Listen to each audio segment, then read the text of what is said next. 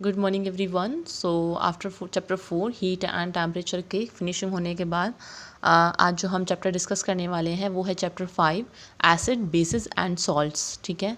सो आपने अगर पहले ये नहीं सुना है चैप्टर तो मैं आपको फर्स्टली इसके नेम आपको क्लियर कर देती हूँ। देखो, एसिड्स आपने सभी ने सुना होगा कि एसिड जैसे हम सल्फ्यूरिक एसिड होता है या फिर हाइड्रोक्लोरिक एसिड होता है जो हमारी ऑलरेडी बॉडी में प्रेजेंट होता है, HCl एसिड जो हेल्प करता है हमारी जो फूड होता है उसको डाइजेस्ट कराने में। एंड सेकंड है सॉल्ट्स। सॉल्ट्स क्या होते हैं? जो हमें डेली हम खाना खाते हैं या फिर और अदर सब्सटेंस होते हैं जो एज अ सॉल्ट्स हम अपनी लाइफ में यूज़ करते हैं। So now basis.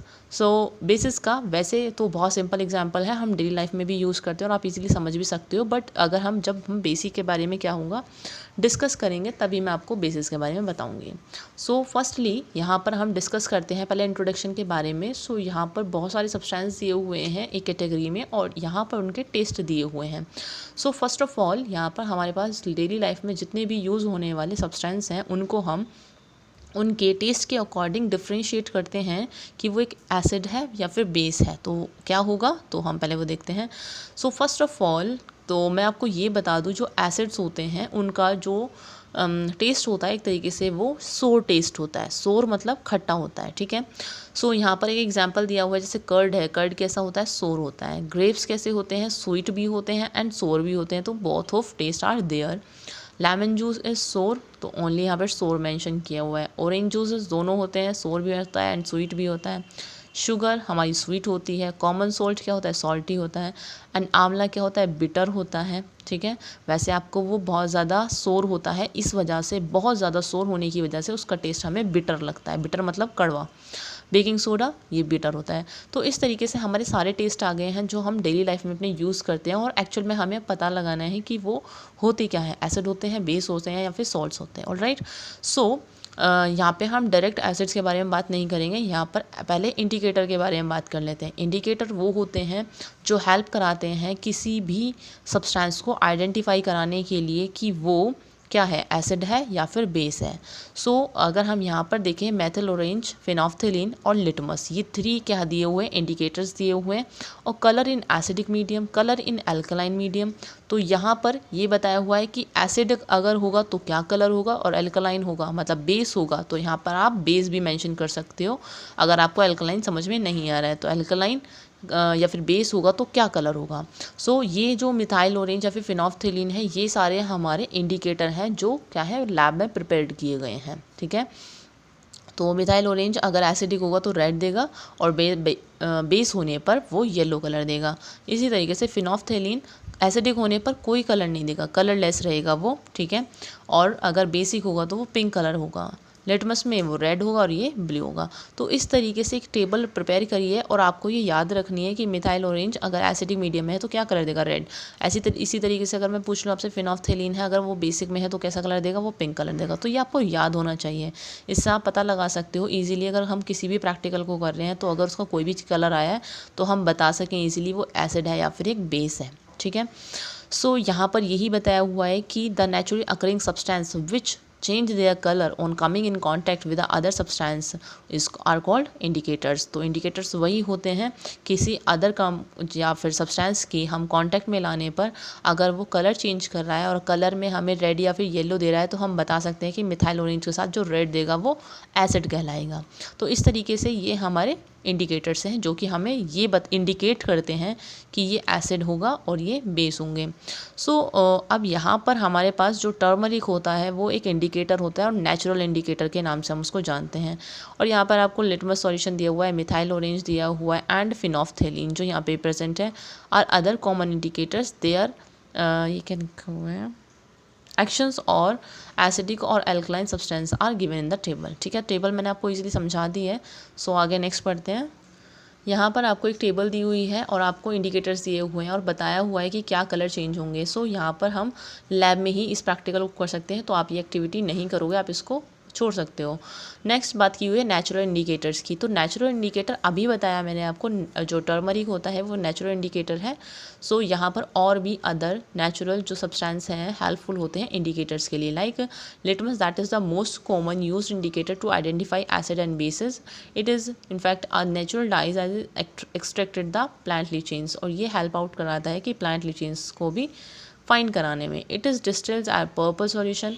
अब जो लिटमस सॉल्यूशन होता है वो कैसे कलर का होगा, पर्पल सॉल्यूशन होगा, और टर्न्स हो जाएगा red in acid and blue in basic. ठीक है, तो ये हम आगे पढ़ पाए हैं। तो it is also made into strips of paper like litmus paper. अब जो लिटमस सॉल्यूशन होता है, एक वो सॉल्यूशन तो होता ही है और उसके लिटमस के पेपर भी आते हैं। ठीक है, कि अगर हमारे पास जिस भी सब्सटेंस का हम चेक कर रहे हैं कि उसमें वो एसिडिक है या फिर बेसिक है, तो उसको हम किस तरीके से लिटमस पेपर की हेल्प से उसकी एक ड्रॉप क्या है लिटमस पेपर पर डालेंगे और उससे उसका कलर आ जाएगा, तो हमें फाइंड आउट हो जाएगा कि वो एक एसिड है या फिर बेस है। सो यहाँ पर नेक्स्ट दिया हुआ है टर्मरिक के बारे में। तो टर्मरिक और या फिर हल्दी, it's also a natural indicator. It is bright yellow in colour and change into brick red, और किसको शो करता है, एक एल्कली को। इसी तरीके से बीटरूट जो होता है another example of natural indicator. Beetroot भी एक नेचुरल इंडिकेटर है। It remains pink in acid, acid में वो कैसा हो जाता है, पिंक हो जाता है, और टर्न्स पेल येलो हो जाता है एल्कलीज में, एल्कलीज मतलब बेस में।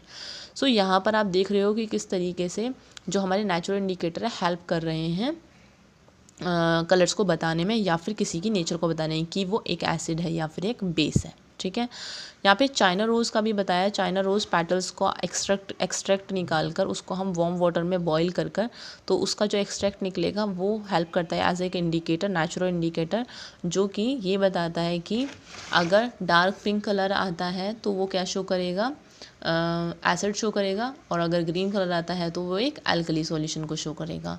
सो यहाँ पर आपको इतना पता चल गया है कि किस तरीके से हम ये फाउंड आउट करेंगे कि विच जो सब्सटेंस है आर एसिड्स और विच सब्सटेंसेस आर बेस। ठीक है, सो इसी तरीके से हम बहुत सारे एग्जाम्पल का फाइंड आउट कर सकते हैं। सो नेक्स्ट यहाँ पे दिया हुआ है एसिड्स के बारे में। सो अब बात करते हैं एसिड्स की। देखो, अगर एसिड कहीं पे भी H आयन आ जाए, H आयन, ठीक है, उसे हम क्या कंसिडर करते हैं, एक एसिड कंसिडर करते हैं। तो एसिड के बारे में थोड़ा पढ़ लेते हैं। The word acid comes from Latin word. ठीक है, लैटिन एक लैंग्वेज होती है, वहाँ से आया है एक एसिड वर्ड जिसका मतलब होता है एसिडस। ठीक है, जिसका मतलब होता है खट्टा, SOUR मतलब खट्टा। तो the sourness is the characteristic property of all acids. ठीक है, the sour taste of many substances in our food due to the acids present in them. For example, sourness of vinegar is due to acetic acid. अब यहाँ पर examples दिए हुए हैं कि अगर हमारे बहुत सारे खाने ऐसे होते हैं जिसमें कुछ खट्टा प्रेजेंट होने के कारण क्या होता है, उसमें एसिड प्रेजेंट होता है। तो यहाँ पर एग्जाम्पल दिए हुए हैं बहुत सारे, और उनमें बताया हुआ है कि कौन सा एसिड प्रेजेंट है, किसकी वजह से वो खट्टे होते हैं। सो विनेगर सिरका होता है जो जनरली हम उसको बोलते हैं, और उसमें कौन सा एसिड प्रेजेंट होता है, acetic acid. And lime and citrus juices due to citric acid, जो लाइम होता है उसमें सिट्रिक एसिड होता है। टैमरिंड और ग्रेप्स जो होते हैं उसमें टार्ट्रिक एसिड होता है, और सोर मिल्क में क्या होता है, लैक्टिक एसिड होता है। अब एप्पल के बारे में यहाँ पे बताया, एप्पल जो होता है सोर वो किसकी वजह से होता है, मैलिक एसिड की। वैसे एप्पल ये नहीं कि कम्प्लीटली आपको सोर ही मिलता है, उसके अंदर हल्का हल्का टेस्ट आता है सोरनेस का, तो वो जो एसिड प्रेजेंट होता है वो मैलिक एसिड होता है। All these acids are occurred in nature, तो इस वजह से इन सारे एसिड्स को हम क्या बोलेंगे, ऑर्गेनिक एसिड। ठीक है, जो नेचर में मिलने वाली सारी चीज़ें होते हैं एसिड्स, उनको हम यहाँ पे क्या बोल रहे हैं, organic acid. So some of acids are harmful and, देखो वैसे एसिड का नाम सुनते ही हमारे माइंड में आ जाता है कि वो कैसे होंगे, हार्मफुल होंगे बहुत ज़्यादा, और हमें किसी तरीके से अफेक्ट कर सकते हैं। बट ये सारे कैसे हैं, नेचुरल हैं, हमारी लाइफ में हम यूज़ करते हैं, डेली लाइफ में हमारी बॉडी के अंदर प्रेजेंट होते हैं। सो इसलिए ये ऑर्गेनिक है और हमें नुकसान नहीं पहुंचाएंगे। बट कुछ जो लैब में ऑलरेडी प्रेजेंट होते हैं, लाइक यहाँ पे HCl दिया हुआ है और H2SO4 दिया है, तो वो क्या है, हमें अफेक्ट करते हैं और हमारी बॉडी पर बर्निंग सेंसेशन हम फील करते हैं अगर वो गिर जाते हैं सब। अब यहाँ पे दिया हुआ है एसिड्स प्रोड्यूस H आयन। देखो, अगर कोई भी एक एसिड है, ठीक है, जैसे ये एसिड दिया हुआ है, और अगर इसको मैं वाटर के साथ डिज़ोल्व करूँ और ये H आयन दे रहा है, तो मतलब ये क्या हो गया है, एक एसिड है। सिमिलर H2SO4 को हमने वाटर के साथ डिज़ोल्व किया तो इसने भी क्या दिया, H आयन दिया। ठीक है, तो ये भी क्या हो जाएगा, एक एसिड है। तो अब इसको ब्रेक करना ठीक है। तो जैसे H और Cl से मिलकर बना है तो ये H हो जाएगा अलग और Cl हो जाएगा अलग। ऐसे ही H अलग है और SO4 अलग है, तो इन दोनों को हमने अलग अलग कर दिया। समझ गए। सो यहाँ पर एसिड के बारे में इतना ही बताया। अब यहाँ पे ये और बता रहा है कि नेचुरल और ऑर्गेनिक एसिड जो मैंने आपको यहाँ पर बताए हैं उसी की ही यहाँ पे अलग एसिड कुछ दिए हुए हैं, आप उनको पढ़ोगे विद देयर नेचुरल सोर्स की उसके और सोर्सेज क्या क्या हैं। एंड नेक्स्ट यहाँ पे मिनरल और इनऑर्गेनिक एसिड दिए हुए हैं, ठीक है, जो हमें लेबोरेटरी में मिल जाते हैं विद देयर फॉर्मूलाज। तो यहाँ तक आप इसको अच्छे तरह से रीड आउट करोगे, और अगर इसमें आपको कोई डाउट आता है तो आप मुझे पर्सनली मैसेज कर सकते हो और पूछ सकते हो जो भी आपका डाउट है। तो आपको ये सारी चीज़ें आनी चाहिए और जूम क्लास अटेंड किया करो, उसमें आपके डाउट्स अच्छे से और क्लियर हो सकते हैं। Okay, thank you class.